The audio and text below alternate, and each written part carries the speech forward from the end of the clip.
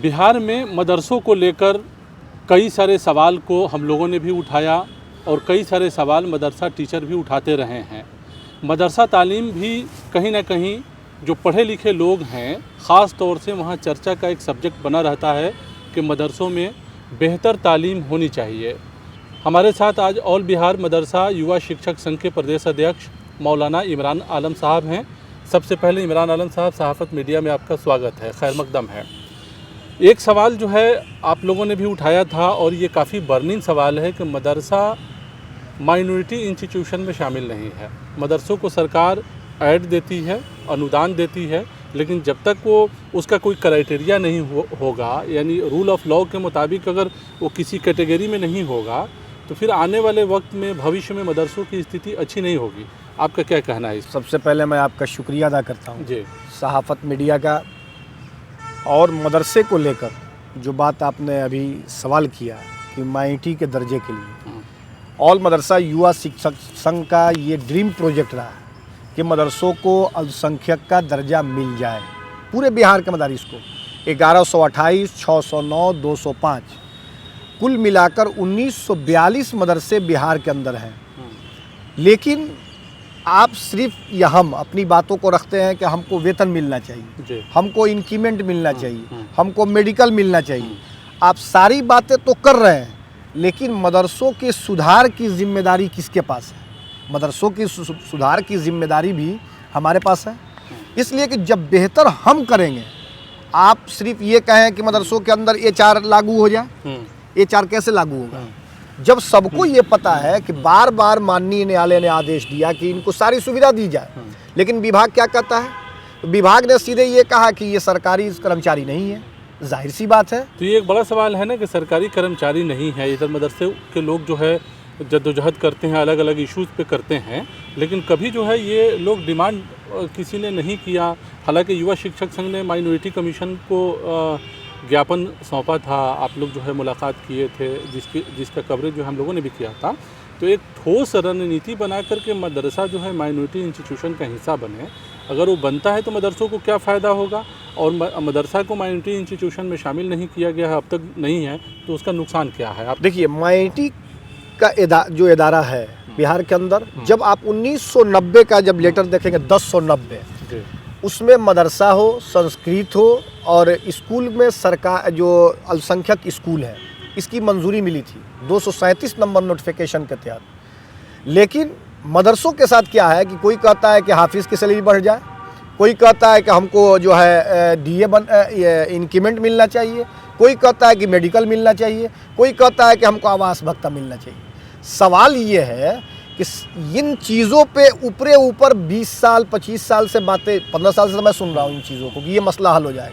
लेकिन टेक्निकल चीज़ पे चलिए ना। जब रूल आपके यहाँ बना हुआ है कि आपको पैसा दिया जाएगा, आपको अक़लियत में नहीं है, अक़लियत का दर्जा उस वक्त जब मिलने लगेगा मदरसों के लिए, तब मदरसे वालों को समझ में आएगा कि रूल क्या कहता है। तो जब माइनॉरिटी का आप रूल आप देखेंगे तो सबसे पहले जब आप 226 मदरसे का भुगतान हुआ बिहार के अंदर, और जब उसमें भुगतान होने लगा तो उस वक्त के तत्कालीन मुख्यमंत्री ने क्या किया था कि सारे मदरसों की ज़मीन को बिहार गवर्नर के नाम आप रजिस्ट्री कर दी।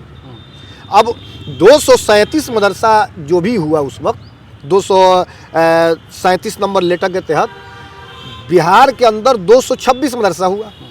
अब 226 मदरसे को जब ग्रांट मिला तो उस वक्त के तत्कालीन मुख्यमंत्री ने ये कहा कि आप सरकारी अगर आप करना चाहते हैं, मदरसे को आप लाना चाहते हैं, तो आप पहले अपना ये कराइए, ज़मीन को आप बिहार गवर्नर के नाम करा दीजिए।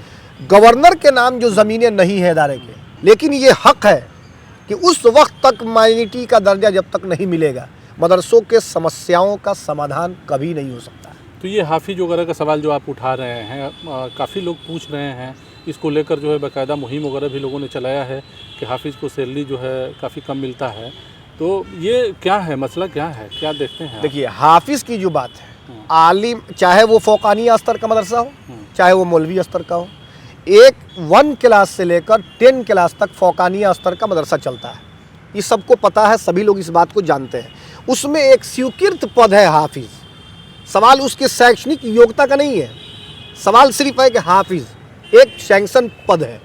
उस पर आपको बहाल किया जाता है। जो हाफिज़ कुरान होते हैं, जिनका सर्टिफिकेट किसी मंजूर शुदा मदरसा यानी अफिलेटेड जो मदरसे हैं, अगर उससे उसको सर्टिफिकेट मिला हुआ है तो वो एक पद है कि बच्चों को हाफिज़ कुरान बनाने के लिए मदारिस क्या थे, मदारिस का मकसद ये था कि मदारिसे के अंदर दीन की तालीम हो, तो उसके लिए वो हाफिज़ कुरान वहाँ पर एक जगह दिया गया।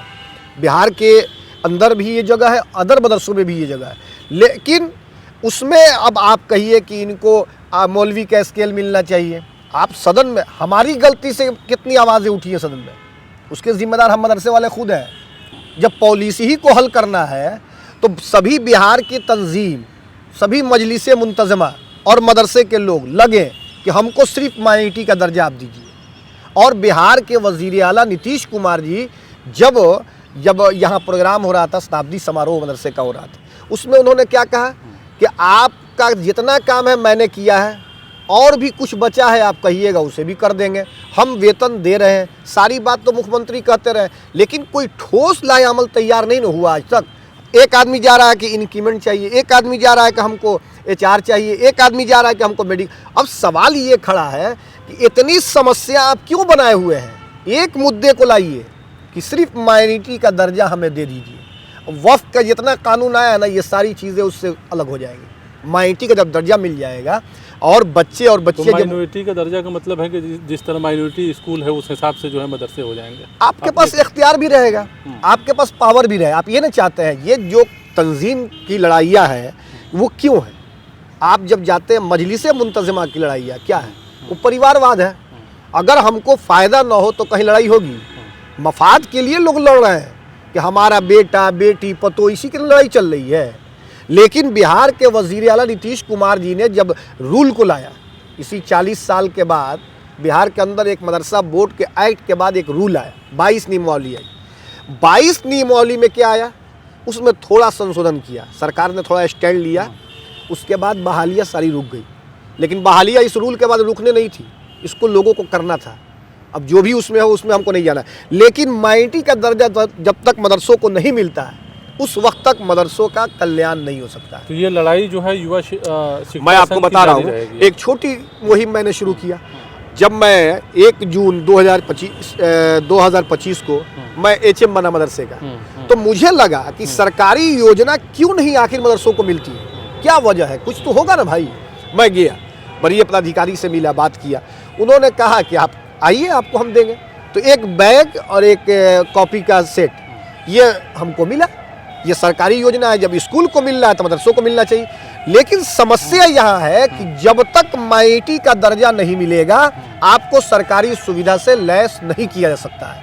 और बिहार के वज़ीर आला नीतीश कुमार जी ने कहा है, और वो कहते हैं कि 25 से 30 उनका बहुत ये गोल्डन चांस है। उनको भी नहीं पता था कि हमारी सीट 85 होगी बिहार के अंदर। जब किसी से कहिए कि 80 के ऊपर आपकी मुख्यमंत्री की सीट आने वाली है तो लोग हंसते थे, ऐसा कैसे होगा? आज जब मैं शुरू दिन आपसे भी मैं ऑफ कैमरा इस बात को कहा था, शताब्दी समारोह के बाद जब हम लोगों की बात हो रही थी, तो मैंने आपसे कहा था कि 80 से ज़्यादा सीट मुख्यमंत्री नीतीश कुमार को आएगी। लोग हंसते थे कि ऐसा कैसे हो सकता है। लेकिन मदरसों का जो मुद्दा रहा है, आप बिल्डिंग का मामला हो, तालीम का मामला हो, अगर इसको बेहतर करना है तो जो उलमा इसमें है मदारिस के अंदर, आप कहिए कि हम 9:30 बजे से ड्यूटी करेंगे 4 बजे तक, तो सिर्फ स्कूल में भी वैसे ही है, कॉलेज में भी वैसे ही है। मदरसा खोलने का मकसद क्या था? ये दीनी दरसगाह था।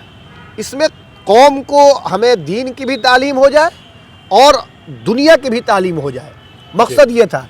लेकिन हमारे उलमा ने इसको क्या किया, जो हमारे साथ हैं, हमारे परिवार के हैं, हमारी बिरादरी के लोग हैं, इन लोगों ने क्या किया कि बस 9:30 बजे आना है, 4 बजे चले जाना है। तो इससे तो एजुकेशन का अपलिफ्टमेंट नहीं होगा। सवाल एजुकेशन का नहीं है, सवाल उन मदारिस का है जिनके लिए आज़ादी की तारीख पढ़ते हैं तो इन्हीं मदरसों की चटाई से निकली थी। और आज मदरसों को जो कमज़ोर करने की तैयारी है, जिन लोगों ने भी इसको शुरू किया है, उन्होंने इस चीज़ का ख्याल नहीं किया कि हमको दीन का काम करना है। तनख्वाह के लिए बिहार के वज़ीर आला नीतीश कुमार जी, आप देखिए 5 से लेकर अब तक जब तनख्वाह की बात आती है ना, एक साल का अलॉटमेंट पहले आता था, 2 माह, 4 माह, 6 माह। इस पर भी मुहिम मौल मदरसा युवा शिक्षक संघ ने चलाया था, आपने कवर भी किया था। और इस पर मैंने मौलाना गुलाम रसूल बलियावी साहब के जब हमारा डेलीगेशन मिला था, शायद उस वक्त आप मौजूद थे, कवर कर रहे थे, उस वक्त मैंने यही कहा था कि मदारिस के लोगों को समय से तनख्वाह मिलनी चाहिए। अलॉटमेंट नहीं मिलता है, अलॉटमेंट मिलना शुरू हुआ। अलॉटमेंट अब हर महीने, हर साल का एक बार चला जाता है, पेमेंट हो रहा है। अब हमारी जिम्मेदारी क्या है कि हम कैसे मदरसों तक बच्चों को जोड़ें, बच्चों को लाएं, तालीम अच्छी हो सके, बेहतर हम काम करें। जब हम बेहतर काम करेंगे तो सरकार तो कहेगी ना कि भाई तो अच्छा काम कर रहे हैं, इनको पैसा देना चाहिए। तो यही तो सवाल है कि लोग ये भी कह रहे हैं कि मदरसों में पढ़ाई ठीक से नहीं होती। बहुत सारे ऐसे मदरसे हैं जहाँ बच्चे नहीं हैं, और टीचर की जो का जहाँ तक सवाल है कि मदरसा बोर्ड ने भी कहा, हमने हाल में चेयरमैन साहब से हमारी बात हो रही थी तो उन्होंने कहा कि 5500 पोस्ट का जो है मतलब उन लोगों ने आइडेंटिफाई किया है कि 5500 पोस्ट जो है खाली है, जिस पर बहाली अनकरीब होगी। पोर्टल बन रहा, पता ना 2 साल 2.5 साल से पोर्टल ही बन रहा। लेकिन यहाँ एक सवाल ये भी है कि बहुत सारे ऐसे मदरसे हैं जहाँ पे टीचर है, स्टूडेंट नहीं है, पढ़ाई नहीं होती है। ये भी एक बड़ा सवाल है। तो जो मैसेज जाता है सोसाइटी में या लोगों के बीच, वो मैसेज जो है अच्छा नहीं होता है। बिहार के अंदर सरकारी स्कूल से बेहतर मदरसा चलता है। और रही बात कि बहाली और पोर्टल, इन सब चीज़ों से हटकर सबसे पहले ज़रूरत इस बात की है कि मदरसों को अक़लियत का दर्जा मिले। तो अक़लियत का दर्जा मिले, ये सवाल आप बार बार करते हैं और उठाते हैं, तो आप लोगों की तरफ से क्या कोशिश की जाएगी? मुख्यमंत्री नीतीश कुमार जी के पास हम लोग जाएंगे, पूरे बिहार के मदरसों में हम लोग इसका मुहिम छेड़ेंगे और सभी लोग मुख्यमंत्री नीतीश कुमार जी के पास जाएंगे और कहेंगे हजूर 25 से 30 ये आपका ये एकदम सुनहरे हरफों से लिखा जाएगा माननीय मुख्यमंत्री श्री नीतीश कुमार जी का। आप माइटी का दर्जा दे दीजिए, हमको मत दीजिए स्केल। हमारी कोई स्केल की मांग नहीं रहती है, चाहे 6ठा हो, चाहे 7वां हो, चाहे 8वां हो। इसलिए कि अधिकांश स्केल जो है वो सरकार से नहीं बल्कि न्यायालय, माननीय न्यायालय से मिला है। आपका अभी देखिए ना, 89 से पैसा मिला, माननीय न्यायालय के आदेशानुसार बिहार सरकार दे रही है। ठीक है, सरकार ने कोताही किया तो सरकार ने कोताही किया तो माननीय न्यायालय ने उसको जगा दिया कि भाई जाग जाओ, पैसा दो। तो ये भी तो सवाल है कि माइनॉरिटी इंस्टीट्यूशन जो आप कह रहे हैं कि माइनॉरिटी इदारा बनाया जाए, तो बहुत सारे मदरसे चाहते भी नहीं हैं। उनको लगता है कि सरकार जो है दखल देगी, पूरे तरीके से सरकारी मदरसा हो जाएगा। उनको जानकारी नहीं है। अगर रूल की जानकारी होती ना तो इतना इन मदरसों का जो भिन्न भिन्न मामला बना कर रखा गया ये होता ही नहीं। उनको जानकारी ही नहीं है। आप बताइए कि आप कोई काम कर रहे हैं तो रूल पढ़िएगा ना, एक्ट क्या कहता है, रूल क्या कहता है, संविधान क्या कहता है। संविधान से बड़े तो आप है नहीं, एक्ट से बड़े तो है नहीं, रूल से बड़े तो है नहीं। जब मैनेजिंग कमेटी अगर चाह दे और वहाँ का जो प्रबंधन काम करने वाला है, जो लोग वहाँ साथ में होते हैं, मैनेजिंग कमेटी के अंदर एक प्रधान मौलवी, एक असिस्टेंट टीचर जो नुमाइंदा मुदर्रिस होता है। ये आज से नहीं है, जब से मदरसा बोर्ड का एक्ट है उस वक्त से है। भले इसका वायलेशन किया गया, इसमें नहीं जाना है हमको, अभी से भी वक्त है।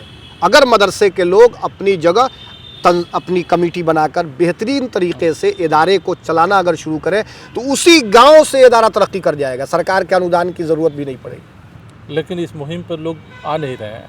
देखिए, थोड़ी कमियां हैं, धीरे धीरे अब लोग जाग चुके हैं, अब लोग मेहनत कर रहे हैं इस पर। आप बताइए कि सरकार ने बिल्डिंग के लिए पैसा तो नहीं दिया है। बिहार के अंदर देखिए कितने बड़े बड़े मदरसे हैं और कितने खूबसूरत खूबसूरत मदरसे बने हुए हैं। बिहार के वज़ीर आला नीतीश कुमार जी भी कई मदरसों का दौरा किया उन्होंने, लेकिन मदरसे में भी गए थे। तो कोई सरकार की थोड़ी वो बिल्डिंग है, वो तो हमारी ज़कात, जो लोग ज़कात देते हैं वो उसकी बिल्डिंग है। आप कहिए कि बीजेपी की सरकार आती है तो मदरसे के लोग तंग होते हैं, तो उसके भी जिम्मेदार हम खुद है ना। हमको क्यों डर है? देश के प्रधानमंत्री से क्या दिक्कत है? जब माननीय प्रधानमंत्री जी आपको योजना दे रहे हैं तो योजना लेने में हमको क्या दिक्कत है? हम भी तो इसी भारत के हैं और भारत ये हमारी जो जन्मभूमि भी है और यहाँ हम पैदा भी हुए हैं। सारी चीज़ें, जब बिहार के वज़ीर आला नीतीश कुमार जी ने कहा है कि हमको सारा काम कर देना है तो इसमें मदरसे के लोगों को ये भिन्न भिन्न चीज़ों पे नहीं जाना चाहिए। आप बताइए ना कि जो शताब्दी समारोह हुआ, शिक्षा मंत्री को बोलने नहीं दिया गया। बाद में कुछ लोग थे जो लोग इस तरह का काम किए, शिक्षा मंत्री को बोलने नहीं दिया। क्या मैसेज गया? आज तो मंत्री वही है ना। 204 मदरसे की फाइल मदरसा बोर्ड के चेयरमैन साहब ने भेज दिया। जितना उनका पावर है उतना ही ना वो करेंगे। हमारा जितना इख्तियार है, तंजीम का जितना, जैसे तंजीम का जितना इख्तियार है उतना ही ना करेगा कि अपनी बातों को सरकार तक पहुंचाना है। करना तो सरकार को है। करना तो सरकार को। और जब तक माननीय मुख्यमंत्री श्री नीतीश कुमार जी नहीं चाहेंगे उस वक्त तक अक़लियत का दर्जा नहीं मिलेगा। आप अपने लोभ लालच से हटिए कि इदारा हमसे छूट जाएगा, इदारा हमारा नहीं रहेगा, ये सब चीज़ नहीं। कौन इदारा ले लेगा? मदरसा कोई किसी का ले लेगा? कहीं हुआ ऐसा? आप अगर नियमतः वर्क करते हैं, रूल के तहत करते हैं, तो एक कोई आपके बाल को टेढ़ा नहीं कर सकता है। तो एक आखिरी सवाल आपसे कि इसी सिलसिले में जिस पर सबसे ज़्यादा फोकस आपका है और आप बाकायदा इसको लेकर जो है मुहिम चलाते हैं, नीतीश कुमार के भी आप बार बार तारीफ़ करते रहे हैं, माइनॉरिटी इंस्टीट्यूशन को लेकर आप चाह रहे हैं कि मदरसों को जो है मदरसे माइनॉरिटी इंस्टीट्यूशन में शामिल हो जाए। तो एक आखिरी सवाल कि कब जा रहे हैं आप लोग मुख्यमंत्री से मिलने? सिर्फ कहने से तो होगा नहीं है। देखिए, इंशाल्लाह इस पर काम चल रहा है और इस पर होगा। बिहार के वज़ीर आला नीतीश कुमार जी मदरसों को लेकर हमेशा पॉजिटिव रहे और आगे भी वो रहेंगे।